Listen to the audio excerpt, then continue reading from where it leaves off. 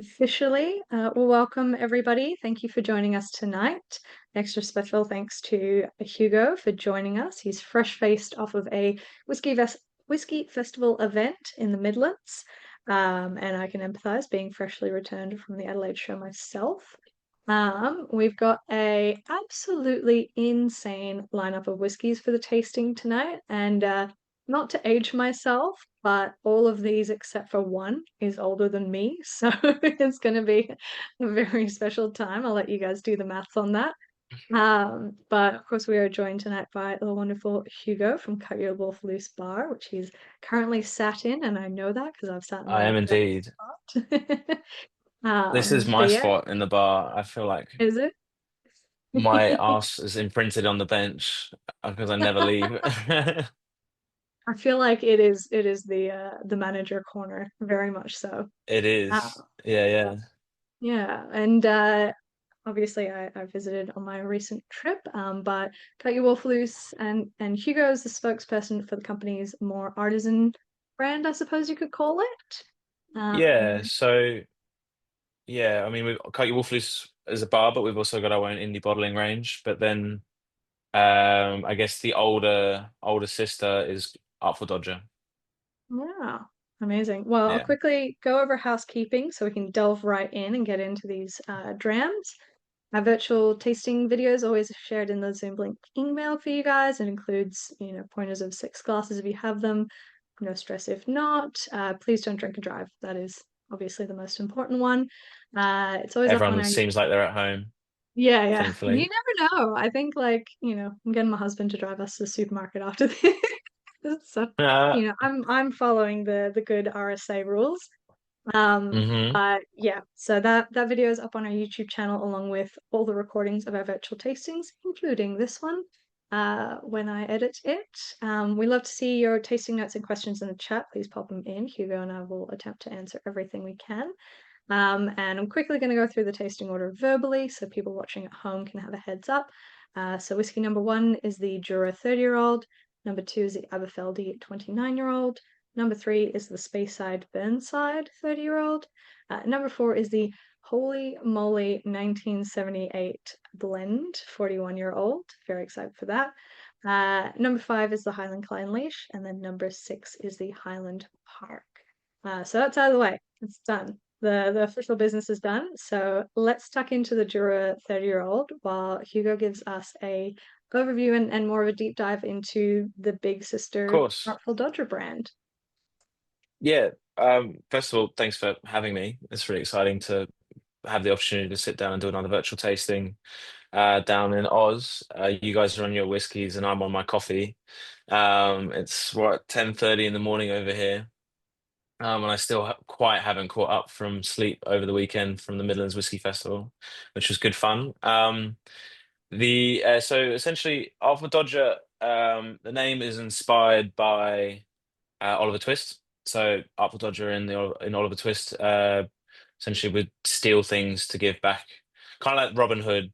Our kind of ethos is to take casks that would, high age statements, really hard to find casks, really rare casks that are typically held either under lock and key in the distilleries or by collectors and stuff that will never really see the day of like any light. But that's not the point of whiskey, right? It's meant to be drunk. It's not meant to be in an investment portfolio collecting dust.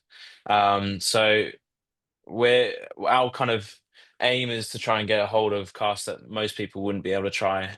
Um, I mean, just from the lineup itself, I think what the youngest whiskey is 25. That's absolutely wild. Um, I'm quite lucky. I was saying to Emma earlier, I'm a spoilt brat because I'm getting quite used to doing presenting tastings with lineups with such healthy age statements. But essentially, Alpha Dodger was founded almost 10 years ago. Um, the branding has kind of evolved quite a bit. We started off with these foam cases and the boxes, and now we've kind of settled on um, we serve in 50s, but then now we've kind of settled on these lovely little display boxes. They open up and they've got a little story on the inside, but also This is a puzzle.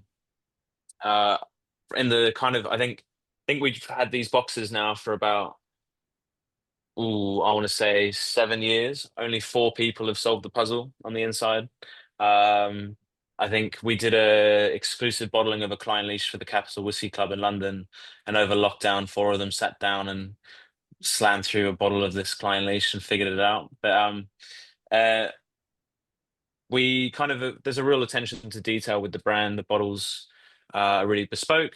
I know some people kind of get a little bit upset about 50 CLs, but in my opinion, if you drink 50s, you get through more whiskies. So um, that's all what that's kind of what we're aiming for.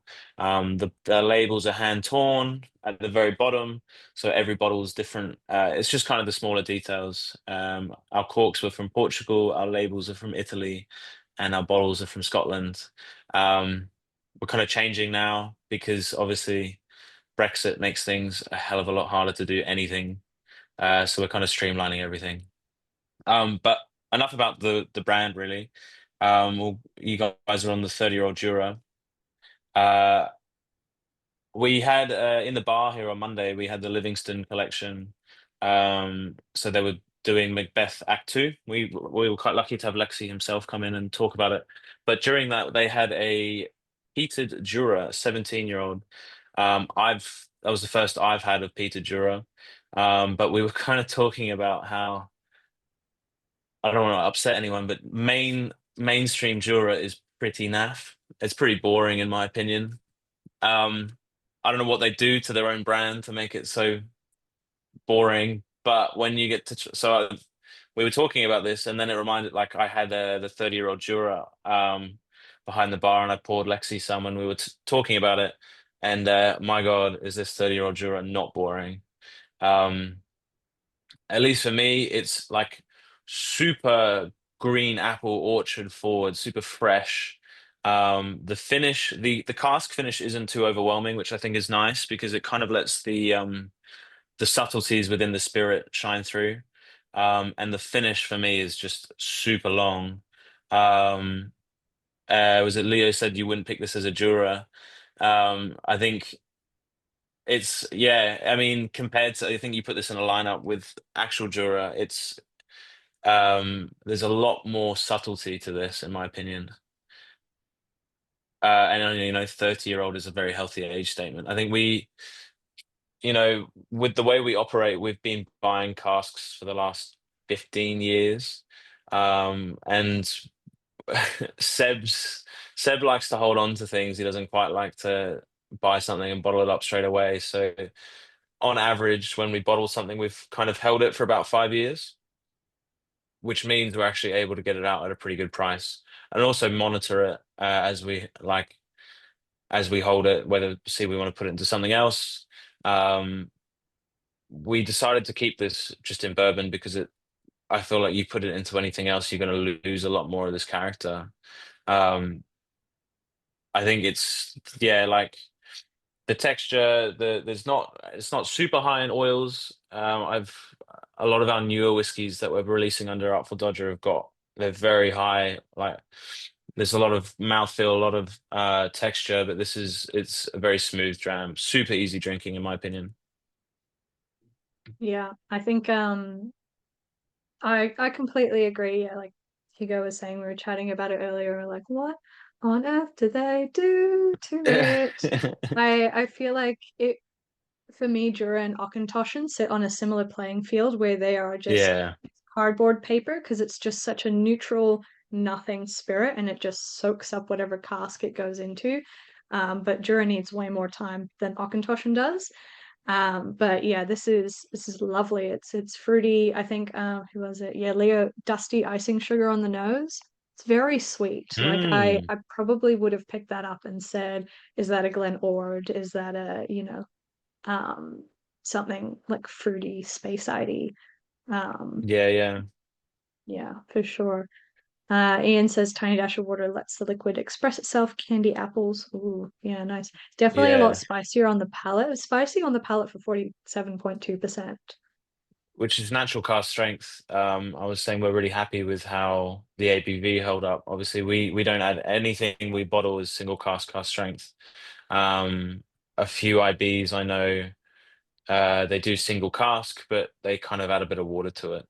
There's another IB 50 CL brand which I know and love, but they add a little bit of water.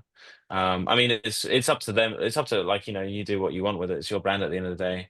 I just think I've been privileged enough to drink a lot of cask strength whiskey, and once you start drinking cask strength whiskey, it's quite hard to go back. But obviously, you age anything for 30 years, you're not gonna. I feel like you'd kind of be looking about more around 45.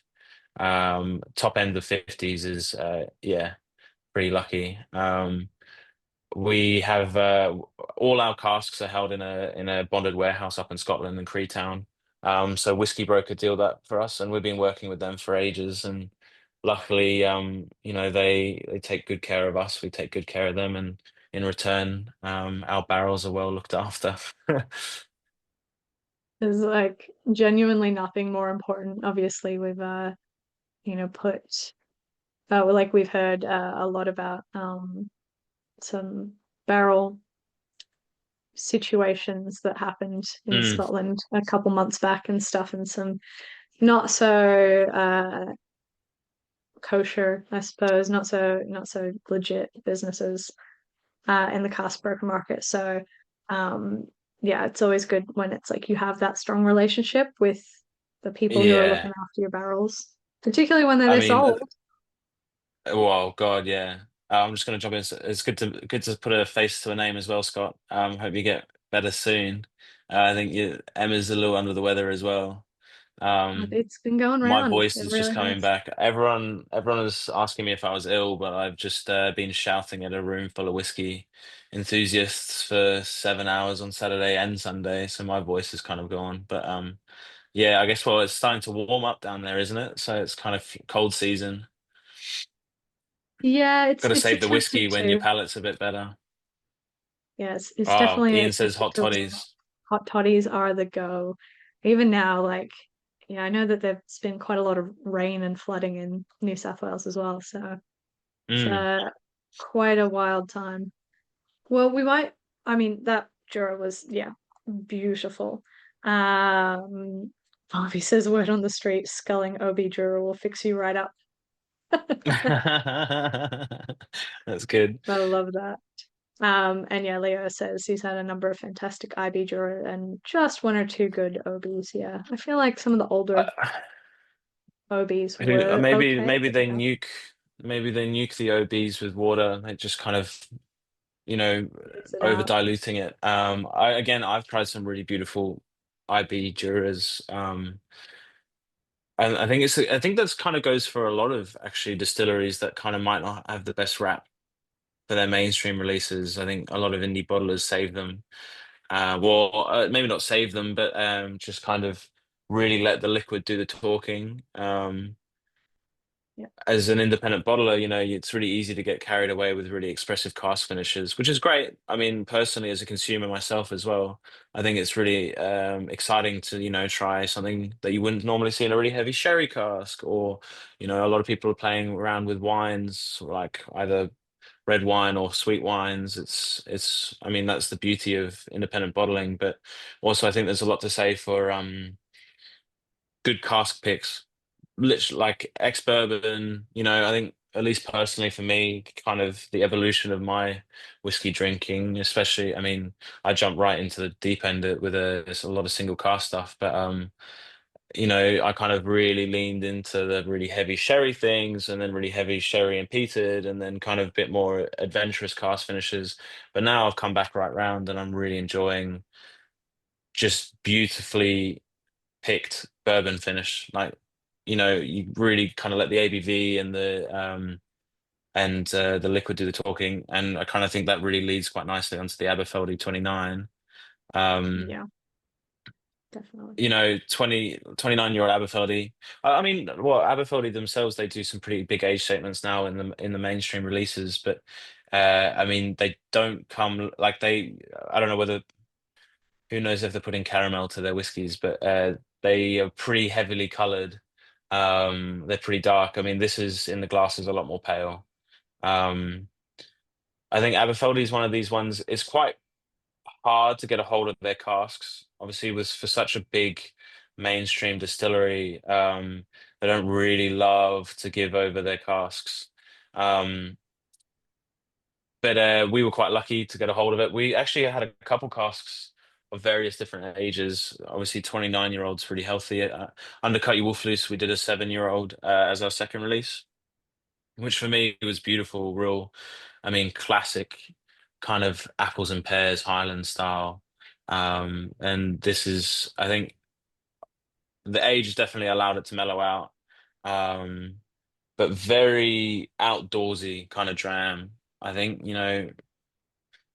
I always akin, I don't know, I can't help but think about walking through an orchard when I'm drinking Aberfeldy. The grass, the kind of the tree as well. Not so much like it's not a heavy oak finish on this dram, but you definitely kind of get that kind of fiber, like oakiness.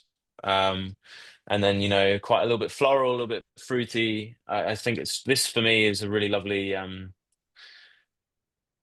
like it's not too upfront, but there's enough to sit there and think about. I think the last time I had it, I was actually smoking a cigar with my friend, and it paired really perfectly. That kind of real upfront, like real kind of dark flavor from the cigars, paired quite nicely with quite a fresh, lighter dram with this Aberfeldy.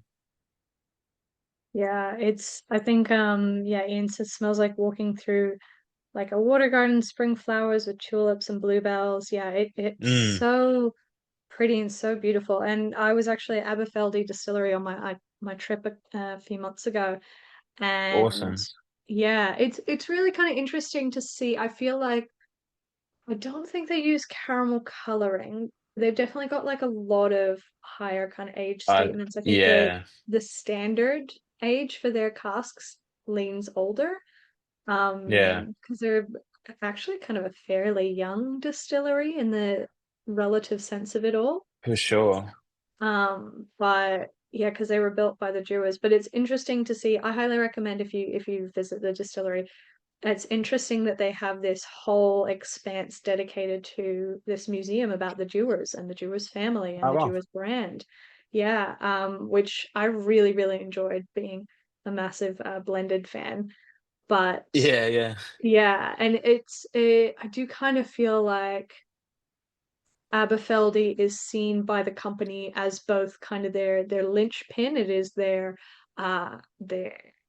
where they have their Jewers Visitor Center, where they have that Jewers experience in that museum. But then at the same time, it's sort of like, yeah, we talk about the Aberfeldy whiskey, but obviously it's all about all of the brands. So Mm. I do feel like it kind of gets a little bit lost in the sauce. And Well, yeah. yeah. It's quite hard as a blending company to shine light equally on all the components. I mean, I reckon Mm, if Diageo tried to do that, then it would be impossible. It's just not possible. Um, I remember, I think they must have a pretty aggressive cast program at Aberfeldy.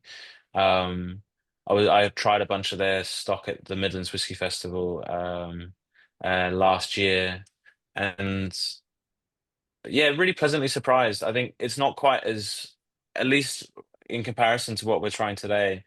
It's a bit more on the kind of like heavier cask finish style. I think this is a lot lighter. It's personally my kind of jam. If I'm going to go for something unpeated, I kind of like something a bit more fresh. I mean, God, like I love a highball. I probably wouldn't put this in a highball, but something akin to this. I mean, very commonly, if anyone asks for a highball using something in the bar, I put our 7-year-old Aberfeldy in there, and it's stunning. yeah. Aberfeldy for me has always had this because every distillery has a kind of its base flavor profile that you can kind of Mm, really taste through everything. And for me, Aberfeldy's always had ginger. It's either candied ginger or this one's very fresh ginger, which kind of surprises me, like freshly grated ginger. hmm. Otherwise you'll get like ginger snap biscuits and stuff like that, and particularly in their more sherry Yeah, yeah. blends. And I think that like it really, really plays nicely. And yeah, I think it's probably the oldest full maturation bourbon cask Aberfeldy I've had ever. So I mean, it's for me as well. And I'm quite lucky I get to work with it quite a bit. I mean, until it runs out and it gets put into the indie bottling graveyard, never to be tried again unless someone pulls a bottle out, which is quite nice. I think someone brought me a sample over the weekend of a Port Charlotte we bottled up yonk like years ago. I haven't tried it in like 4 years. It was really cool to be able to experience that again. Um, I mean, Port Charlotte's one of those distilleries that's always you can never pass up trying it.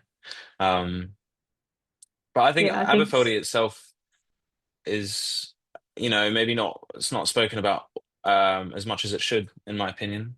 I think it's definitely one to kind of try a bit more of.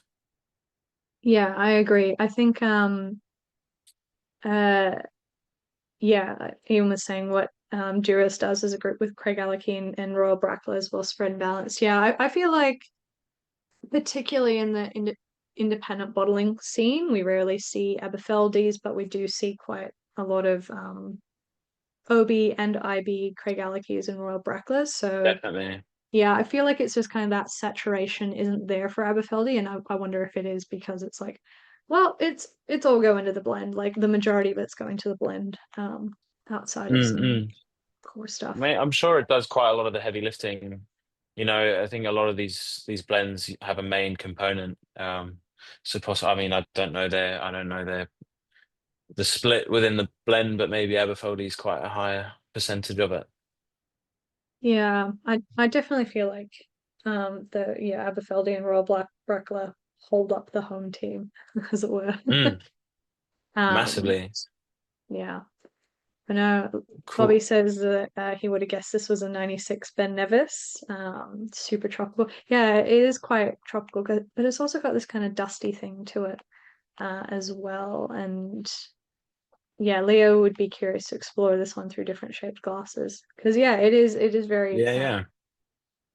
kind of morphs like on your nose and in your palate and whatnot. So very, very cool. I think um yeah, I mean I really agree with the Ben Nevis statement. I was drinking through the Macbeth tasting on Monday. I was drinking a 28-year-old Ben Nevis, and God, it was from one of the heyday years. Everyone says the kind of that mid to early 90s for Ben Nevis is it's a really interesting concept to talk about vintages within whiskey. But everyone says that kind of 93 to 96, 7 Ben Nevis is exceptional. Um, and I think, yeah, I think for me personally, that's kind of, I was saying if I had unlimited money, I'd be buying a bottle of the 28-year-old Ben Nevis, but I don't. Yeah, Um, I but mean, this is kind of the that, benefit of experimenting with other brands because, maybe Aberfeldy's, well, this would be cheaper than a 96 Ben Nevis, indie bottled for sure. yeah, 100%. It's Um, that classic thing of, we should have been buying bottles of Springbank and Ben Nevis instead of being in primary school. yeah, yeah, right. Hindsight's 2020. Yep. That was also a good year to buy up before the demand rose. So, but yeah, Right. we might move on to another one you don't see super often. So this is a technically blended malt, so teaspoon Balvenie Teaspoons, Burns. teaspoon Balvenie, exactly. So there is quite a literal teaspoon added to this. Um, Again, personally, this is the oldest Balvenie I've ever tried. Um, Balvenie Doublewood for me is this kind of safe bet whiskey, and you don't really get many. I don't know. A lot of the pubs over here, at least in Brighton, don't have the best whiskey selection. If I'm out and about and I fancy something, I actually kind of tend to lean towards Balvenie Doublewood. I just think it's really approachable. It's not in your face too much. I know what I'm gonna get. I mean, and this is a whole different ballpark, really. Um, we were really lucky. We kind of we managed to grab a cask of this way back for an absolute steal. I still can't wrap my head around. Maybe I feel like Seb and Will might have had some blackmailing, some information they didn't want to in the public. I don't know how you get a cask of this, but they wouldn't give it over unless it was teaspooned. So I mean, Burnside, you can see other casks, but it's pretty rare. Um, so it's been teaspooned with a little bit of Glenfiddich in there. So. Um, I mean, 30-year-old Balvenie. I just keep saying it's a Balvenie because how much is a teaspoon actually going to affect the end product, really? Um, Ian saying the Caribbean cask. Yeah, that again is also awesome. I really really agree with you on that one. For me, at least, rum casks are a bit give or take for me. But I think like the Balvenie's good. Um, I think I don't know when it was, but I think everyone was jumping on the rum cask train because at least last year or maybe the year before, everyone was releasing a rum cask finish. It must have been about 5 years ago. But yeah, how does everyone Yeah. feel about the Balvenie? Yeah, I think I agree with Tommy as well. The same honeyed sweetness. It's definitely that like honey on crumpets kind of thing, particularly at Mm, this age that you get. I will say like look, I've been spoiled now. Most of the Burnsides I've had are from Angus at Decadent Drinks and his mm. Sideburn series. So and it is all that like that 92, 93 vintage. Yeah, I think this is definitely on the older side of the spectrum, but yeah, all in bourbon cask and refill hogsheads, and it just kind of makes me wish that they highlighted that more in the core Mm. kind of Balvenie. I think who was it? Yeah, Tommy was also saying the triple wood is pretty amazing, but haven't seen it for a while. I think they correct me if I'm wrong, Hugo, if you don't know. I think they did like a full kind of Georgian rebrand where they started adding pictures to their bottles, rejigged the core range a little bit, The, I think. yeah, they definitely did a bunch of brand, like they were doing a lot of brand work last year. I remember they were doing, I think they were trying to get like a bartender's excited about it again. They were doing a bunch of events. Their their big kind of thing was that I think they basically did a virtual tour they were hiring out cinemas across the country, inviting people to come out like press influencers and bar tenders. And they were doing this big Balvenie popcorn thing, but they're basically just showing everyone around the distillery in the comfort of a cinema. I think they're trying to really breathe some life back into it. Obviously, they got to a point where they stopped in pretty much every single pub in the UK, and then they were probably like, "Cool, we've made our money. Let's focus on other things." And then I think a few years down the line, they're like, "Oh, we should probably do a bit more work." So they're definitely breathing some life back into it. Yeah, I think yeah, I remember there was that period because I think they also own I want to say Sailor Jerry, I think, as well. Oh, Sailor I mean, Jerry if rum. they do, if yeah, if they do, they put. I think that would have been their focus. I think that's been blowing Yeah. up. I mean, I'm not the biggest Spice Rum fan, but a lot of people are. Yeah, it's like the only rum I can drink because it's not real rum. Um, and it also makes the best espresso martinis. Ah, So yeah, it does. I've tried nicer it rum, I've does. tried worse rum.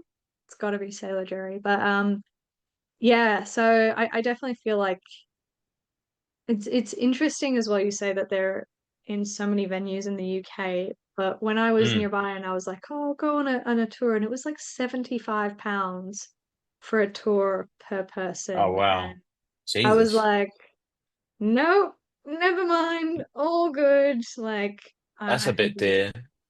I it's think. interesting because they're like, oh, we're so premium, but then we want to be everywhere. So it's Mm. yeah, curious. Yeah, I think. Yeah, maybe. I think. I don't know. I can only assume that they're trying to keep. Well, I don't know. I don't see the point in charging so much unless you're trying to kind of put a paywall up against, really, kind of control who comes in and out of your distillery. I don't know. I think distillery tours should be really like accessible, in my opinion, because that's how you get people excited about whiskey. Yeah. I've been 100%. lucky to go on some, well, I mean, working in the trade definitely has its benefits, and having friends that work in distilleries also helps out. But people want to go see where the products are made, and you should be able to make that really, affordable. Like, no point in pricing out your clientele. Yeah. I was I saying over think the weekend, yeah. you're only as healthy as your customers are. And I think that, at the moment, it's a weird time for whiskey. Um, Obviously there was the boom after like during COVID, and then after it was kind of riding a high, and everyone was like, "Whoa, this is fucking fun." Yeah, Everyone's this is buying gonna last whiskey, uh, forever. and then it didn't, and everyone's like, "Ooh." So it's really made us scratch our heads. Obviously, kind of, what we've been doing. I mean, look at the kind of the lineup we've got today. I think we can't really do that so much anymore, but we're kind of then looking forward to the future and trying to do more approachable whiskies. Like Scott says, now is a great time for buying whiskey, because yeah, it is. Now the market is like it's definitely changing. Prices are settling. And I think it's because everyone's had this realization that we can't keep charging loads of money, and because people can't afford it anymore. We've got 4 releases coming out under Artful Dodger in a couple of weeks. We've got a 16-year-old Dalyuen in an old Ardbeg cask, a 16-year-old Glen Ord, a 22-year-old Bruichladdich in Chem, and a 20-year-old Tennessee Sour Mash. And I mean, I think we've really nailed the prices. The Dalyuen and the Glen Ord are £55, so what, 110 Aussie. And the Bruichladdich is going to be between 150 and 180, and then the Tennessee Sour Mash is 85, which is, I mean, for a 20-year-old sour mash, that's just absolutely wild. But we would rather people be able to buy the bottles, and people we'd much rather people have the chance to buy bottles than not, right? Yeah. Yeah, 100%. Yeah, I'm completely agree. I think we'll move on to kind of the blend whiskey as well, because jumping off that point, it's something I've talked to like a lot of industry people about, both in Scotland and locally in Australia. Because like if you look at kind of the trajectory that the industry was taking, like we were due for a crash, before the Mm, pandemic happened. It was already kind of like, oh, prices are kind of like capping out, and it's starting to hit that peak. And then COVID happened, and it was this false boom, this false mm, system situation. And like so many brands are like, amazing, no, we're fine, everything's going to last forever, let's put down more, let's increase capacity. I think, like, and jumping off of from Balvenie, Glenfiddich put in a bunch of new stills that are just not yeah, getting yeah. used because they don't actually need them anymore. They put them in for COVID because they were like, oh shit, like, people are going to buy more whiskey. And so now we're having that delayed effect where it is Mm. now starting to crunch, and it'll be kind of interesting to see how Scotland takes it. So I mean, for us, it's a great opportunity as an independent bottler, because obviously everyone's ramped up their production, and now they've got casks that they can't shift. So it's beautiful for us. We kind of at all times have got quite a healthy portfolio. Um, I think, obviously production in 2019, now these kind of whiskies are kind of coming of age. Um, I think over the next couple of years, I think there'll be a lot more stuff hitting the market. I just think it's up to brands to do the responsible thing to kind of keep prices settled. Um, but yeah, I will talk a little bit about the 41-year-old blend. To be completely honest with you guys, we don't know what's in it. Um, what we do know is that it's bloody tasty. Um, uh, we've kind of got a feeling that it was an old Edrington blend that we kind of picked out of a warehouse. We grabbed a couple casks of it, so we can't, we can only assume, right?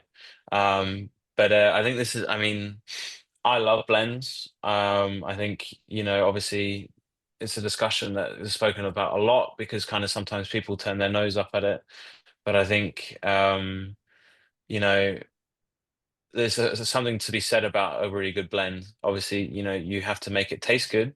Um, so it's pretty special to see the other end of the blending scene when you've got the youngest whiskey in there being 41 years old. Insane. Um, because it's a blend and because we don't know what's in it, we got it for quite a good price. So, if this was a 41-year-old single malt, you'd be paying silly prices. Um, but I think it's a beautiful piece of history to be able to try something like this. Yeah, 100%. Think yeah, definitely everyone's getting that licorice rancio. I'm getting like boot Hmm. polish, polished leather. Maybe because I've just come popped over to a leather wholesaler today as well. Oh, cool. So just like, but it reminds me I so bet that much about smelled that. amazing. Yeah, that like leather polish and stuff. But I think probably the fact that they might be Edrington cast kind of relates to it. Like Leo's asking if it was blended at filling or vatted. Like was it blended new makes into barrel or blended after Um, agation? I can't even tell you that we found that we bought the cask. It was kind of like a walking through a warehouse. Oh, what the hell's that? And then we're like, oh, you can have it. So we're like, oh, sweet, kind of thing. Oh yeah. So I think that I mean, if we're going to run with the narrative that it was Edrington, I'm sure they probably had some spare stock and they chucked it all together and put it into a cask and forgot about it. Um, as an independent bottler, obviously, and we have warehouse space. I mean, under Cut Your Wolf Loose, we did a blend ourselves. We actually vatted that all together.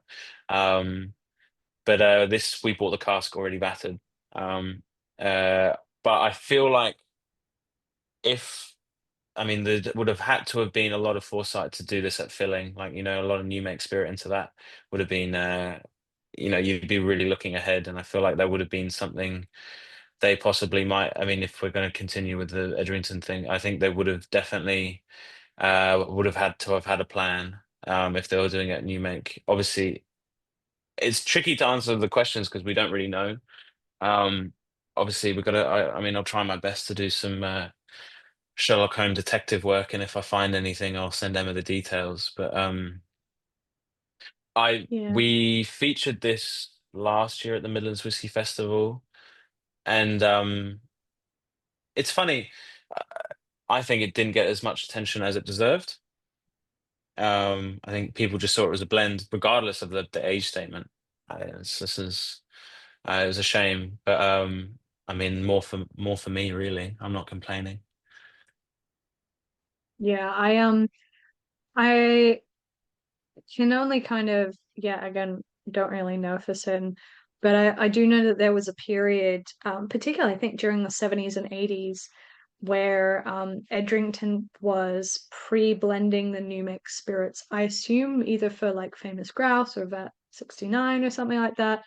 Because we did come across a couple of years ago a Highlander in that was a single cask, and it was blended new makes of I think it was Clynelish, Glenturret, Macallan, and I think it was Highland Park as well. I Wow, can't yeah. quite remember, but yeah, I think there was a period where Edrington was doing some kind of weird, like, will this make it easier? Will this make it quicker? Kind of approach to matured blends. So, yeah, I can kind of only fathom that it was possibly one of those casts which are kicking around. Maybe, yeah. I mean, I think we're kind of lucky in the sense that we've done quite a bit of work with Edrington and some of these bigger brands in the past, which is now getting increasingly harder to do. Seb's a very charismatic man, and so he's got a lot of fingers in a lot of pies, which makes my job a lot more exciting because we get to release some really cool stuff. I think it was just Ian said, wonder if 41 is the youngest. With labeling laws, you have to put the youngest whiskey on the label. So yeah, 41 is. So I can only assume that there's older liquid in there, which is pretty crazy. Anything above 40, let alone 30, is crazy to be able to try. I think is it Decadent Drinks did their non-age statement, and I think, The or there's a few 50, indie bottling. they did a 52-year-old single grain, I think, Yeah, or something yeah, like but that. Yeah. there's a few IBs that I think it's great. I think there needs to be more of this non-seriousness in the industry, but people teaspooning really old blends with something like a 5-year-old, so you have to label it as five, but there's really like 30-year-old single malts in the blend. I think that's great. I think it's really healthy for the industry.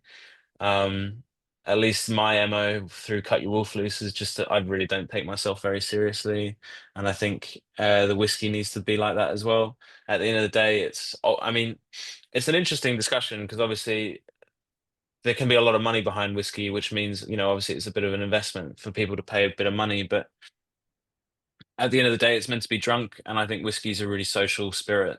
So, I kind of really embodied the fact that I like to sit down with my mates and have a dram and talk and, do what we're doing now, kind of sharing our opinions and tasting notes. And I think whiskey should be for anyone and everyone, and not take it, don't take it too seriously. Yeah, 100%. I imagine the best part about presenting all of these whiskeys in your day to day is not having to wear a suit. You just like strolling Yeah, around, right. t-shirt I and all, uh with a group of well-dressed gentlemen ready I for old whiskey. For sure. I mean, I think the narrative's definitely changing within, at least within the industry and a lot of the exhibitors. I think, amongst, so at Midlands Whiskey Festival, I had Rade on the left of me and Fergus Harris on the right of me.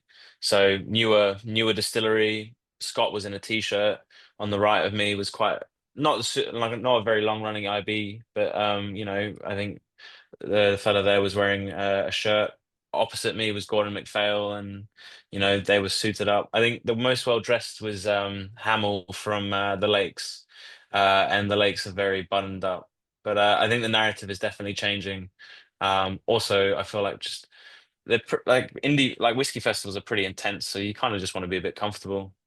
I mean, we make a lot of merch for Cut You Wolf Loose, so I wear it. Technically, I'm in uniform. It's just a t-shirt. I With picked up my yeah, and own we've got the merch while I cap. was there as well. I'm not much of a hat wearer, but I was just like, I'll wear this to the gym. I'll make it work. But Yeah, yeah, yeah. I think as well, you're right. I I'll probably super side tangent, but I'll never forget. Like I went to the Australian Distillers Gala like 4 or 5 years ago now, and they were giving awards, and it was being presented by Hamish Blake from Hamish and Andy, and somebody else I can't remember. And they were all like full, three-piece suited up and everything. And No, it's crazy. one of the awards was for Bill McHenry, and Bill walked up to the stage in his hoodie with his distillery logo on it and jeans, and you just see Hamish look at him like, "Oh, I didn't have to care this much about what I was wearing." And I think that that's something that we should, I really think be more into in the for industry. sure. I fully agree. I mean, I think it's funny. I think at least with the brands I work with, it's getting harder and harder to kind of separate Artful Dodger and Cut Your Wolf Loose. Obviously, the brands both draw from the same cast portfolio, so we kind of we work very closely with each other. The only thing that separates is obviously the branding. So, I mean, like it's hard when I do a lot more Cut Your Wolf Loose stuff. I mean, it's becoming 50-50 now, but obviously the branding and kind of the look of Artful Dodger is a bit more serious. But I'm not going to pretend to be someone I'm not. And Seb, like, I mean, Seb also as well, like, big beard, long hair. I'm not sure, like, if any of you guys have seen him, but he's very much one of those people that doesn't want like, he doesn't feel the need to dress up and act fancy. But I think it's more of it's a weird one when you're kind of in the medium size. You know, we're not small, we're not huge, but I think it's the sweet spot personally. Yeah, amazing. Well, loving the tasting notes for this one. The finish goes on for a bit. It does. Leo's says Frankenstein cask, but it works. Uh, Hmm. Filling, then yeah, it would be whole 41 years old, but it could have older stuff in it. It is very much a mystery, a delicious mystery. Scott wants one of the Cut Your Wolf Loose shirts. I wanted one too, but they didn't have my size when I was there. So that's We'll why sort that out next time, Scott. I just do like a bulk order, be like shove a couple of shirts in with the next whiskey. I'll wrap the bottles in t-shirts and send them down to Oz. I love it. Well, we might move on to whiskey number 5, the Highland in brackets Clynelish. And I think before we get to talking about the Clynelish, Bobby's got a question. Mm. Is that becoming more common across IBs now, separating into two different lanes, the younger fun releases and then the more serious premium releases, kind of having those two sides of the coin, I Um, suppose? that's a really great question, Bobby. I think at least in our case, it wasn't intentional. Um, I think obviously Artful Dodger's been is more established. We've been around for almost 10 years. Um, and then obviously with the bar opening up here in 2019, for Cut Your Wolf Loose, I think the brand was kind of the bar was there to be, you know, a whiskey drinker's paradise, and then kind of the branding within. I mean, you can see behind me, there's graffiti and stickers everywhere. Um, that kind of, I think, really then influenced. I mean, obviously, we had a brand in mind, and I think it's more telling of Brighton, really, than it was of kind of any intention that we had behind the brand. We we get all our labels done by street artists, so that kind of embodies that. It wasn't intentionally. I think it was more telling of the market at the time, and we kind of our kind of goal for Cut Your Wolf Loose was to get anyone and everyone. We wanted to be a really approachable brand. It's funny though. I think there's a lot of um, at least for us, like Wolf Drinks is the umbrella company, then we've got two IBs underneath that. I think the best example I can kind of give of another brand that has a few different like ranges. I think Brave New Spirits is an independent bottler, and they've got like three different ranges, um, which is crazy. It's a lot of. At least for me, two is enough. I'm like, oh, finally we've released this batch. I can rest. Oh no, wait. Artful Dodger's got a new range coming out after in a few weeks.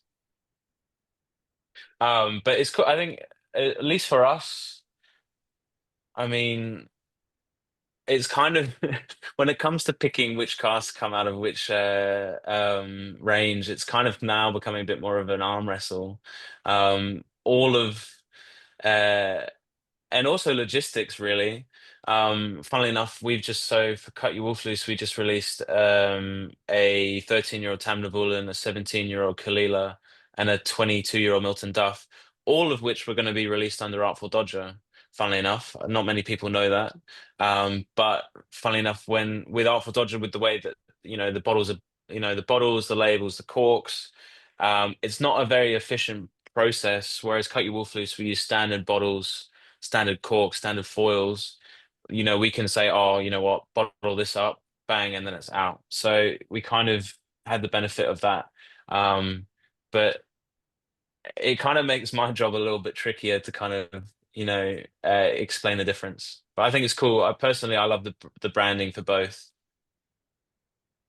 Yeah, 100%. I think I'll share it just quickly, but yeah, the Oh the yeah, bar from the front, ignore the person walking past for my photo, but uh yeah, it was like it's such a kind of standout, fun, kind of funky vibe it's venue. very And imposing for sure. yeah, it's not subtle. The branding on the front of the building is not subtle, but yeah, it's like very much, and it's much smaller than I anticipated as well. I think I was like Yeah, it's tiny. Well, it's not tiny, but the upstairs is cozy for very sure. narrow. It's It's like nice a little because closet. mm, it Yeah, really is. I mean, I'll kind of move the camera around a little bit for everyone to see. This is the inside of the bar. Um, and then we've also got a downstairs section. But yeah, yeah. I think yeah, I agree with Scott. Like super cool concept with the local artists for the kind of Wolf Loose. I feel like I suppose the two brands under the kind of Wolf Drinks brand are almost, you know, the the sibling who went to law school and, you know, has like a professional job, and then you know, the dropout who loves skateboarding and graffiti and all that kind of stuff, I sibling. think So it's that, just Seb, really. I think yeah, like I feel like if you were to distill Seb down into a brand, Cut Your Wolf Loose is this is really it. But yeah. I mean, with the local artists, we try our best, but it's kind of branching out now. I think Artful Dodger, obviously, as I was saying, it's really difficult with where we get all our raw materials from to make the brand. I think, we've had ideas of kind of changing up the branding a little bit, but we'll see. I think we don't want to bite off more than we can chew, really. yeah, But yeah, I mean, let's have a chat about what you're drinking. 25-year-old Clynelish. Uh, I think Clynelish is one of these distilleries that's, it's got a massive reputation. Um, I've, single cask Clynelish is pretty. It's not the easiest thing to come by, let alone it being 25 years old. Interestingly enough, though, I've been talking about this one a lot recently. Um, it's not your usual Clynelish. Obviously, the waxiness is there, but it's not as stereotypical of a Clynelish, in my opinion. Um, I personally think the char on the cask has had a big influence on this. There's a little bit of an ashy quality. Um, Funnily enough, I had a great chat with Ryan Sweeney, who's now moved from Whiskey and Ailment now off to Soho Whiskey Club. We were chatting about this one, kind of stroking our chins. Um, I think there's the age definitely comes through on this. It's kind of a roller coaster of I have a tough time kind of describing this kind of age on the malt in a lot of whiskies, but my tasting notes are nothing but normal. They're not normal at all, actually. I think I described this as a wet cereal box with the cereal still inside. Whole yeah. wheat It's got a. Cheerios. I wanted to say tatty scone. It's got that like, Mm, you know, breakfasty, potatoey, but then also like baklava, like that phyllo yep, pastry, and then the orange and yeah, the definitely. nuttiness. Yeah. I definitely get like an orange marmalade kind of vibe going on with this as well. It's breakfasty for sure. Yeah, it's super unique. I think it's probably sparked the most kind of conversation in the chat as well. Um, yeah, Ian says it has a nice sweet smell of grass. It's been maybe left in a pile for a little bit, but the taste is sweet, spicy, honeycomb toffee. Um, Mm, uh, yeah, definitely. And yeah, Leo mentioned the bar is tiny, particularly by Australian standards. Yeah. I mean, downstairs is much more spacious, but yeah, I remember walking in being like, yeah, where's the rest of it? yeah. But yeah, Leo, classic Clynelish waxy orange oil, salty maritime finish. Yeah, the maritime is a little bit really getting The me as coastal well. is definitely there for Yeah, sure. which I feel like I don't pick up as much on a lot of Clynelish. I feel like it does tend to be that like chewing on real honeycomb wax kind of vibes. Mm, It never really edges into that salty coastal vibe for me very often, but yeah, this one definitely delves in. And thinking back to as well, I think someone mentioned it a lot earlier in the chat. These are all quite uh gently colored, like obviously not colored, but the of course. coloring on all of these whiskeys is not rich, It's pretty neutral. intense. It's Um, super neutral from what we would, I suppose, be conditioned to expect from whiskies their age. Yeah, yeah, 100%. I think. I mean, I love it because I mean, personally, I'm biased. I think every single one of these whiskeys is incredible, but also it really feeds that argument. A lot of people, it's just, we hear a lot, good whiskeys have to be like dark, and obviously this is a perfect backhand return to them because they're not. They're pretty, they're pretty light, but all on flavor wise, they're incredible. Yeah, 100%. Mm. I mean, the kind of the goal for bottle, like we came across this one. We're quite lucky. We've got quite a few casks of Clynelish, which is getting increasingly harder to get a hold of. These barrels are now irreplaceable, um, and I mean, I tried. We've obviously bottled this one up because it was different. We tried a bunch of different Clynishes all together, and then we kind of, I mean, what happens a lot of the times is we'll sit down with samples. It's for some reason it's always on Monday. I don't know why. It's a pretty wild way to start the week. Um, Someone was telling me off the other day because I was complaining, and I was like, "Look, mate, like it's only Monday and it's 12 o'clock, and I'm having to start my week with like 10 whiskeys. Yes, they're incredible, but if that's how your week's starting, it's by Friday I'm gonna be dead.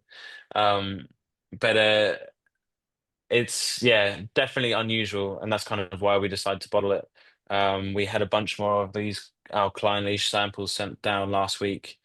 And there's some pretty, I mean, not to spill all our secrets, but there's some pretty cool stuff happening.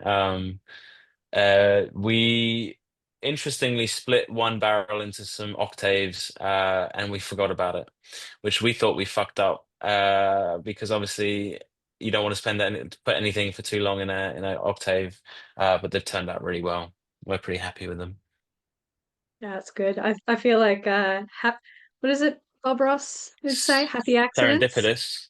Yeah. Little Yeah, happy happy accidents. accidents. Just turn those clouds into trees or something. Yeah, no, I Yeah, I love mean, that. it's cool. And this is what IB is all about. Uh, Obviously you have to play a patient man's game with casks, but uh, yeah, like we're still pretty hands-on. We try our best to be. So Bobby says, will they be released as Clynelish or the Secret Highland? So great question. We didn't get the naming rights for Clynelish on this cask. We might get them on casks in the future. Um, Obviously, what we're drinking today is it's a Highland, like 25-year-old Highland single malt. Um, but obviously, at the end of the day, if Clynelish was on the label, we would have had to have put an extra £100 on the bottle price. So, if you don't care what's on the label, but you actually care what's in the bottle, this is an absolute bargain. I mean, over here in the UK, it's retailing at £165, which is £165. It's not cheap, but No, it's for a not crazy. 25-year-old single cask Klein leash, that is an absolute steal in my opinion. Um, I think when I kind of explained that to a lot of people over the weekend at Midlands, they were like, you know what, you're right. And the whiskey, the liquid really does the talking, and then the retail shop got absolutely raided. They sold out of everything, which is great for me because I want to help out the guys at Nichols and Perks. They're great people. And less stuff to carry home. Oh my God, yeah. That's the big thing for me. Yeah, 100%. Well, we might move on to the final whiskey of the night and the only sherry cask whiskey in the lineup.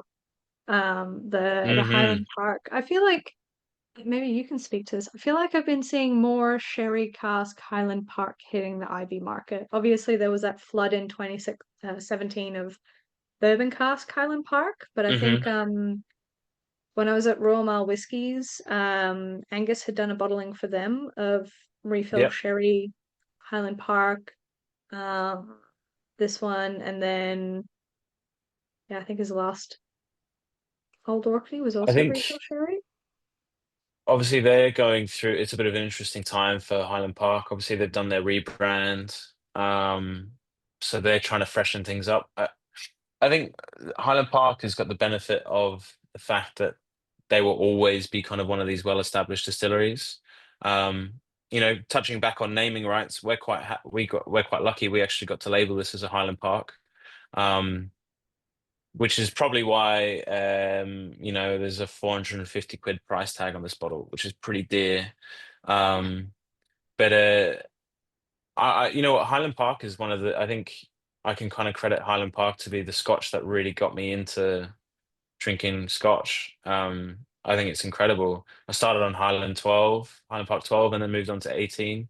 And honestly, Highland Park 18 is an incredible whiskey. Um, and then, now we're sipping 28-year-old Highland Park, which is Yeah. pretty awesome. I mean, what's really interesting about this and on the sherry discussion, this is exclusively matured in sherry. So it spent the whole 28 years in the sherry cask. Um, it was probably I'm gonna say it was a second or third fill cask. Obviously, the color is dark, but it's not as dark. Uh, Notably, we've released some extremely dark sherry casks in the past. If anyone's kind of been following the brand for a while, we did the it's got a massive cult following, but it's been nicknamed the Black Bunner. Actually, I reckon I'll be able to show you.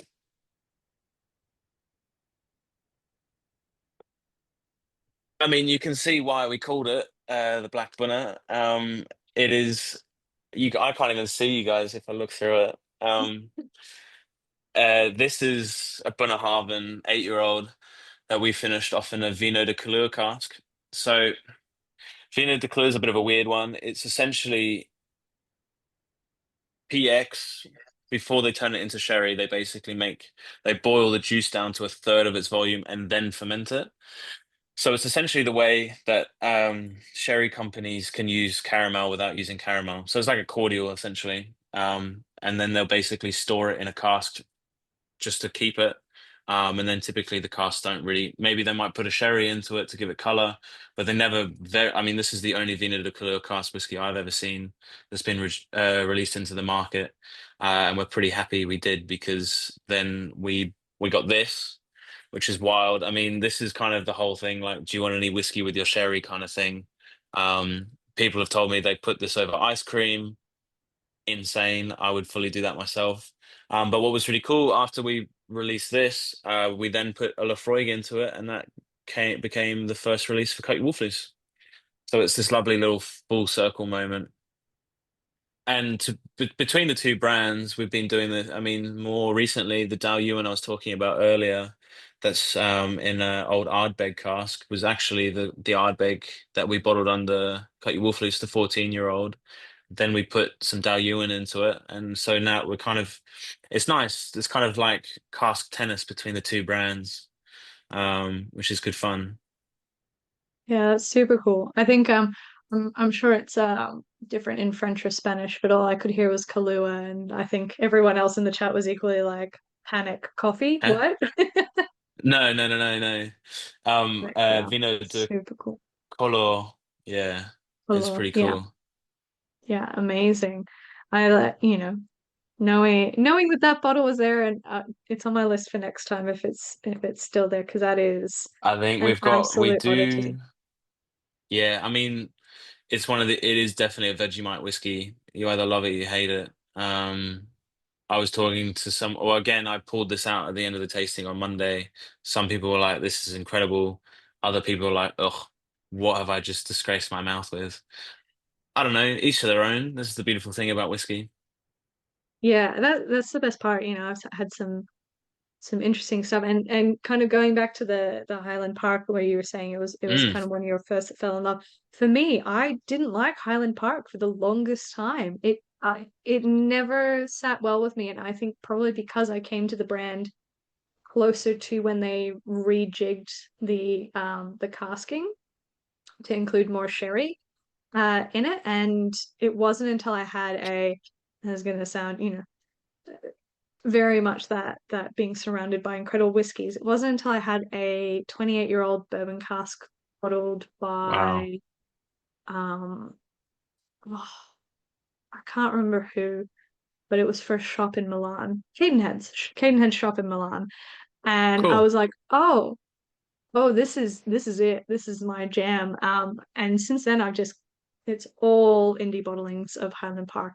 It's Mm, made me really fall in love with the distillery and with the spirit. And and I think that yeah, it's interesting to see how people do fall in love with Highland Park. I haven't met mm, anyone who like dislikes it. I was just like, well, I'm mm. not into it, but slowly I worked my way through. And I Again, think yeah, Highland Park is one of these distilleries, at least in the indie bottling world, that you don't always get naming rights. So mm, if you see any secret Orkneys, it's I mean it's going to be Highland Park, but it's it's also, guaranteed. good value. Yeah. It's also probably a little bit better value because they can't put Highland Park on it, so you get to try some pretty cool stuff. Um, Yeah. I think just picking up on something said in the chat about not heaps of sherry notes on this. I think yeah, you 100% right. There's it's I think obviously it's exclusively matured in sherry, so we didn't fill it in sherry. We obviously grabbed it, but there was no point moving it out of it. Um, we kind of it's one of those things you kind of let go to see what happens. But obviously if you're going to put something into a cask for that long, you don't want it to hand over too much flavor, otherwise you're just going to absolutely overcook it. We love to use the tea bag analogy here over at Cutty Wolfloose. you know Fresh casks is like brewing a cup of tea with three. I mean, I think it's very telling that the bar's in England, but you can't seem to run away from tea. But yeah, I think it was probably a third fill cask, if I'm going to be completely honest. 28 years in a single cask is a long time to sit in a barrel. Um, who knows? Maybe, if it was, I think if we finished it off in a sherry cask, this would be a totally different dram. Um, I personally really, I like it. I really like it how it is. It's again kind of you get to try a bit more of the distillery character within the dram this way. Yeah, 100%. That classic heather still comes through, that the oranginess. I think Ian was saying as well, it's got tin fruit that's like apricots. Yeah, I was getting like SPC apricots in like the jelly stuff. And Oh then yeah. yeah. So and then anise and some nutmeg on the palate. Mm, Like, we've got a bit of Oloroso spiciness. And yeah. Michael, I'm completely with you. My preference for Highland Park is age statement ex-bourbon IPs. Like Mm, old, great, but like if it's at 15 years and older, just put it in my face. Like I want it. yeah, it's pretty awesome. I think Yeah. I really like obviously I think once you start drinking peaty whiskies, it's like, when you start drinking red wine, it's quite like it is that is what you want to drink. Um but I like other, it's really exciting to try peated whiskies from other regions, and I think that's kind of why I find Highland Park quite exciting.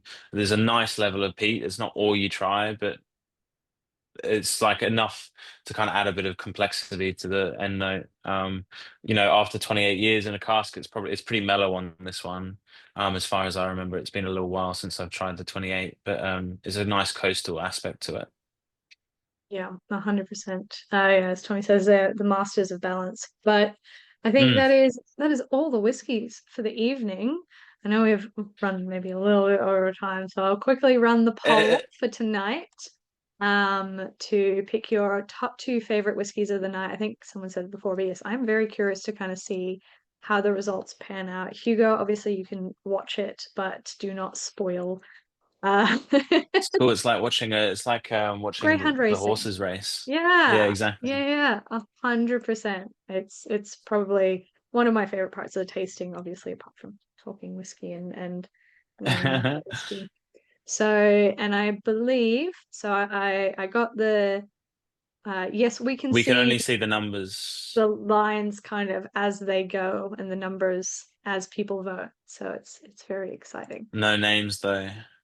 Yes, it's all anonymous. imagine if it wasn't, and then calling you. I Call would be people calling you out. all out. But I have clarified with Ollie. We currently have one bottle of each, I believe, was what he said. And I have some uh, numbers. So we've got the regular retail price, and then we've got the rewards retail price. Because obviously, as reward members, you guys get 20% off all indie bottlings that we bring in, which is crazy, and probably the only reason I could justify buying a Port Charlotte at the last virtual tasting. But if you are interested in a bottle of anything, email Ollie. His email is in there as well. But I believe, yeah, Chris is making another order soon. Yeah, T-shirt we've got wrapped some new stuff bottles. coming down. I I'll feel like definitely as have to well, shove some t-shirts in there. yeah, I feel like as well, like because I really don't think we've gotten Artful Dodger in Australia, and I'm a massive puzzle No, nerd, so I want to get my hands on the boxes from this for tasting as well. sure. That would be really It's really fun. exciting. I think Seb waived a special reward to anyone that solves it. So it's a bit of incentive. I mean, also challenge your brain. It's a bit of a brain teaser, but yeah, I mean, some sort of whiskey related prize is pretty exciting. I didn't even know those prizes. I was down for free, but I will be cashing in if I manage to do it, which now saying it, I probably won't. But I think that is everyone. We're still waiting on. Yep. A couple That is. people, but Yeah. Alrighty. Well, we will end the poll. We will drum roll here, and I think this is probably the most incredible and exciting result. Obviously, we're a bit of a smaller group tonight, so that affects it. But drum roll, it is a four-way tie for first place, and then a two-way tie for second place, which is I just really speaks to the kind of the quality and how there was something for everyone in this Mm, tasting. Like, normally you do see one, leading the pack or whatnot, but everything got a lot of love around it. So that is absolutely incredible to see. I'll just quickly screenshot that. Share it with the rest of the TWL team, and they can be like, "Oh, is there any packs left?" And then sad cry in the warehouse. But um, mm. amazing. Well, yeah, we will see what we can do in terms of getting some more bottles. No doubt, I think you guys have some more Cut Your Wolf Loose bottles coming soon. We do, yeah. It's a mixed bag. It's a bit of a mixed lolly bag coming down to Australia, of Cut Your Wolf Loose and Artful Dodger, which is really exciting. There's a bunch of the new releases. I know Scott already got ahead of the game, and he's got some of the 17-year-old Kalila already, but there'll be some of that in the parcel coming down, which is incredible. Really, really, really good value for a pretty juicy age statement Kalila, which is nice. Yeah, I think I've actually got a sample in my cupboard that I'm going to be cracking into this weekend. So I will let everyone in the chat know how delicious it tastes. But yeah, amazing. We're super excited. I mean, it's just from last Cut Your Wolf Loose tasting of amazing whiskies to Mm. this one as well, just wall to wall delicious. So thank you so much for joining us. Hopefully your voice returns fully, and I think I just need to drink more whiskey, I think. yeah. It's a cure all, right? But Of thank course. you so much, everyone, for joining us tonight. We will catch you at the next one. Take care, everyone. Thank you so much for joining, guys. Really appreciate it. Mhm.